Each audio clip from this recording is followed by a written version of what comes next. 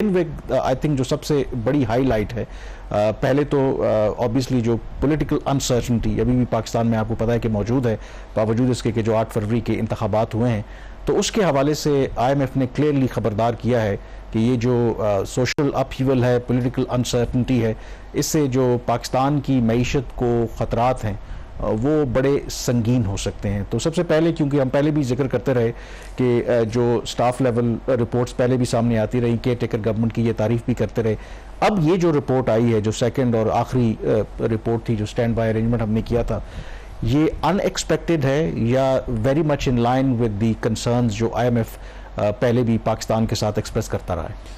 देखिए, इस रिपोर्ट की जो टाइमिंग है इसको रिलीज़ करने की वो बहुत अहम है। रिपोर्ट उस दिन जारी की गई जिस दिन पाकिस्तान और IMF के बाकायदा मुज़ाकरात का स्टार्ट हुआ अगले बड़े प्रोग्राम के लिए, तो उसी दिन उन्होंने अपनी जो रिपोर्ट को जारी किया। इसकी फाइंडिंग्स में अगेन उन्होंने जो निगरान हुकूमत थी उसकी एक दफ़ा फिर तारीफ़ की है कि उसने अहम और मुश्किल फ़ैसले किए जिसकी वजह से पाकिस्तान में इकनॉमिक स्टेबिलिटी आई। ये जो हुकूमत है प्राइम मिनिस्टर शहबाज शरीफ साहब की, जब से ये इक़्तिदार में आया शहबाज साहब, वो उनका सबसे ज़्यादा जो लफ्ज़ जो गालिबन उन्होंने इस्तेमाल किया होगा वो इस्लाहात का उन्होंने किया होगा कि, और ये उन्होंने बारहा कहा कि उनकी हुकूमत संजीदा इस्लाहात करने में, और कि ये क्यों इस्लाहात ज़रूरी हैं। और जितनी मीटिंग्स इस वक्त प्राइम मिनिस्टर ले रहे हैं इकॉनमी के हवाले से, ख़ास तौर पर इकॉनमी के अंदर भी उनका जो फोकस है वो फेडरल बोर्ड ऑफ रेवेन्यू के ऊपर है। उसके बाद ये जो इसके कुछ ऑब्जर्वेशंस है रिपोर्ट के अंदर, ये क्वाइट इंटरेस्टिंग है। अगर हम कहें कि ये कंसर्न्स हैं या नहीं वो तो बात की बात है। एक तो ये कि इसकी जो टाइमिंग उसको उन्होंने उसके साथ को रिलेट किया अगले प्रोग्राम की जो नेगोशिएशन हुई, और दूसरा उसके साथ ही जो एक काइंड ऑफ मोमेंटम बन रहा था at least to the extent of जो उनकी है स्पीचेस कि जी बहुत ज़्यादा इस्लाहात की वो बात कर रहे हैं, तो शायद ये करना भी चाह रहे हो। तो IMF ने अपनी रिपोर्ट में कहा है कि जो नई हुकूमत है इसके दौर में इस्लाहात के ऊपर जो अमल दरामद है उसमें वो तख़ीर हो रही है। उसने 2-3 वो चीज़ें मेंशन भी की हैं रिपोर्ट में, बट मेजर जो चीज़ है before even that commenting on the part of the reforms जो कि वो कह रहे हैं कि डिले हो रहा है, जो 8 फरवरी से रिलेटेड डेवलपमेंट्स पाकिस्तान में हुई हैं और आज तक हो रही हैं। इवन कि इस हफ्ते भी कुछ डेवलपमेंट्स हुई हैं, DGISPR की भी प्रेस कॉन्फ्रेंस, उसके बाद पाकिस्तान तहरीक इंसाफ का उसके ऊपर रद्द अमल, उससे पहले सुप्रीम कोर्ट का जो फैसला आ गया मखसूस नशिस्तों के हवाले से। तो ये जो IMF की रिपोर्ट ने उन सारी चीज़ों को इन अ वे कैप्चर किया है कि ये जो पाकिस्तान के अंदर एक बढ़ता हुआ सियासी तनाव और उनका जो पाकिस्तान का सियासी मंजरनामा है वो इतना गैर यकीनी है, किसी भी किस्म के जो मुश्किल फैसले हैं, जो इकनॉमिक स्टेबलाइजेशन है, उसको सीरियस किस्म के जो मसाइल हैं वो दरपेश हो सकते हैं। 5-7 उन्होंने बड़ी चीज़ें की। उसके साथ एक और चीज़ इंपॉर्टेंटली जो IMF ने कहा, जिसका हम भी बारहा जिक्र कर चुके हैं, कि जो कॉस्ट ऑफ लिविंग है लोगों की के जो उसके रोज़मर्रा के जो अखराजात में जिस तरीके से इजाफा हुआ है, वो भी सोशल टेंशन जो है मुआशरे के अंदर उसको हवा दे रहे हैं। बड़ी जो चीज़ें कामरान, उसमें आई थिंक यही जो नुक्ता इंपॉर्टेंट है कि इसी वजह से उनको कंसर्न है कि ऑलरेडी एक तो जो पॉलिटिकल टेंशंस बढ़ रही हैं, वो बेशक गंदम का इशू हो, बाकी इश्यूज हों पॉलिटिकल, तो फिर ऐसी सूरत में आपको पता है कि रिफॉर्म्स ऑफन पेनफुल होती हैं। बिजली की मजीद कीमतें बढ़ानी पड़ेंगी, गैस की कीमतें बढ़ानी पड़ेंगी। तो ये जो फैक्टर्स हैं IMF खुद यहाँ पे एक्नॉलेज कर रहा है कि फिर ये जो गवर्नमेंट है वो फिर सोचने पे मजबूर हो सकती है कि कि वो इस्लाहात को ही जारी रखें या फिर जो इमीडिएट जो पॉलिटिकल अपहीवल है, जो लोगों का गुस्सा है, उसको कंट्रोल करने के लिए चीज़ों को थोड़ा ताख़ीर का शिकार करें। तो ये भी तो एक बात कही जाती है ना कि पाकिस्तान में दो के चलें, मजबूरी IMF की नहीं है, हमारी है कि जिस तरह की रेसिपी वो आपको देते हैं कि आपने इस पर अमल दरामद करना है, उसमें तो फिर अनपॉपुलर डिसीजन होते हैं। तो अगर हालात ठीक भी होंगे उसके बाद फिर भी जो अब रिफॉर्म्स पे इंप्लीमेंट करने जाएंगे तो लोग तो उस गवर्नमेंट को मेरे ख्याल में गालियां ही देंगे और कुछ एप्रिशिएट तो नहीं करेंगे। जिन इस्लाहात को जिसमें ताख़ीर कर रही है PMLN की गवर्नमेंट, वो चीज़ें जहाँ पे कोई सोशल उस तरह का प्रेशर नहीं है, ये वेस्टेड ग्रुप्स हैं, उसका भी जिक्र करते हैं। पहले नाज़िम मुख्तार के 6-7 बड़े जो कंसर्न्स हैं जो IMF ने शो किए हैं पाकिस्तान के हवाले से कि क्यों पाकिस्तान के अंदर जो इकनॉमिक स्टेबलाइजेशन उसको ख़तरात हो सकते हैं। सबसे बड़ी जो चीज़ उन्होंने कही वो डेट की सस्टेनेबिलिटी है। जो पाकिस्तान का कर्जा है ये अब सस्टेनेबल नहीं रहा। उन्होंने अपनी रिपोर्ट में ये तो नहीं कहा कि सस्टेनेबल नहीं रहा, लेकिन वो ये कह रहे हैं पाथ टू जो डेट सस्टेनेबिलिटी है वो फर्दर नैरो हो गया है। अगर ये इसको अनसस्टेनेबल डिक्लेयर कर दें रिपोर्ट में, तो फिर पाकिस्तान को अगला कर्ज IMF से नहीं मिल सकता, क्योंकि उन्होंने अगला कर्ज देना है, पाकिस्तान ने वो कर्ज लेना है। तो डेट सस्टेनेबिलिटी तो कह रहे हैं, बट वो कह रहे हैं कि इसका एक बहुत ही बड़ा एक रिस्क है पाकिस्तान का, जो इसके सर पर अभी भी मंडला रहा है। दूसरी चीज इसके अंदर उन्होंने उसी से रिलेटेड है रीफाइनेंसिंग रिस्क, मतलब ये कि जितना बड़ा कर्जा पाकिस्तान के ऊपर है और खासतौर पर जो गैर मुल्की कर्जा है, उसके हवाले से जो हमें गैर मुल्की जो डॉलर्स चाहिए होते, फॉरेन करेंसी चाहिए होती है, उसकी अवेलेबिलिटी रिलेटिवली कम है बावजूद IMF के प्रोग्राम के। ये दूसरा बड़ा उन्होंने रिस्क डिक्लेयर किया है। इसके साथ ही उन्होंने बात की है कि IMF को जो हमने कर्जा वापस करना है पाकिस्तान ने, उसकी जो कैपेसिटी है पाकिस्तान की पे करने की, वो भी कमजोर है। और जो क्रेडिट की कंसंट्रेशन हो रही है वो गवर्नमेंट के अंदर, वो एक सबसे बड़ा उन्होंने रिस्क डिक्लेयर किया। चौथा बड़ा रिस्क, पांचवा रिस्क बड़ा इंटरेस्टिंग उन्होंने डिक्लेयर किया है और इसकी उन्होंने फर्दर कोई क्लैरिफिकेशन या उसको एक्सप्लेन नहीं किया। वो रेपुटेशन की बात की उन्होंने कि रेपुटेशन और जो एंगेजमेंट से रिलेटेड जो रिस्क है वो अपनी जगह पे। रेपुटेशन से यहाँ पे IMF की क्या मुराद है, मुझे फ्रैंकली इसकी समझ नहीं आई क्या बात करना चाह रहे हैं। छठा रिस्क उन्होंने कहा कि सोशल और पोलिटिकल टेंशन जो माशरे के अंदर हो रही है वो भी एक रिस्क है पाकिस्तान की इकोनॉमिक स्टेबिलिटी को।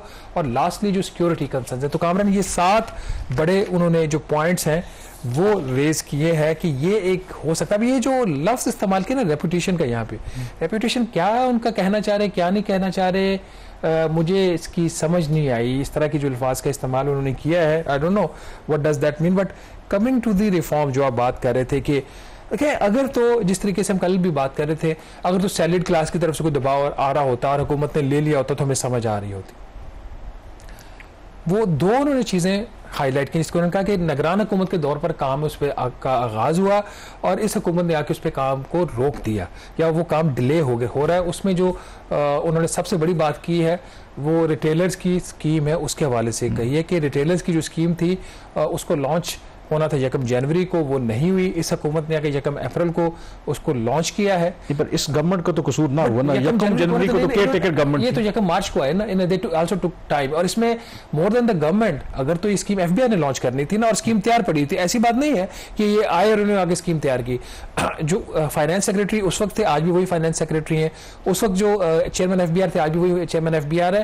तो ये जो डायरेक्शंस हैं वो फिर पॉलिटिकल लीडरशिप की तरफ से आती हैं। जो निगरान वज़ीर ख़जाना थी डॉक्टर शमशाद अख्तर साहिबा, मेरा ये ख्याल था कि वो करेगी, बट उन्होंने लॉन्च नहीं किया।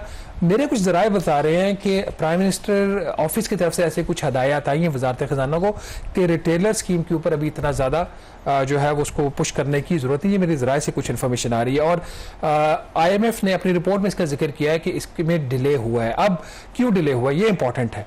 आपको याद है कि हमने कुछ अर्सा पहले प्रोग्राम किया था, एक ताजरों के बहुत बड़े लीडर हैं नईम मीर साहिब, वो उनकी क्वालिटी ये है कि जो भी वज़ीर ख़जाना तो उनको जाके वो काबू कर लेते हैं। पहले 3-4 वज़ीर ख़जाना के साथ उन्होंने ये किया।